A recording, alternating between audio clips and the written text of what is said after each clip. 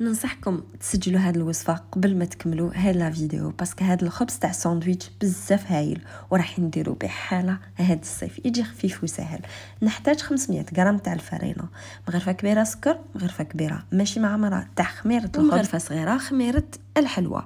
نخلط نواشف ونبسس بنصف كاس تاع الزيت. درك نلم الخليط تاعي بكاس غير ربع تاع الحليب ونكملو بالماء. لازم نتحصل على عجينه تتلاصق طريه، نعجنها مليح، من بعد ندهن لها الوجه تاعها بالزيت ونخليها ترتاح وتخمر مده ساعه. نحط عجينتي فوق ان بلون دو طرافاي يكون فاريني ونقسم 8 كرات، نخليهم 15 دقيقه. من بعد نفتحهم خبزات بالحلال ونحطهم يخمروا في السنيوه مده 20 دقيقه.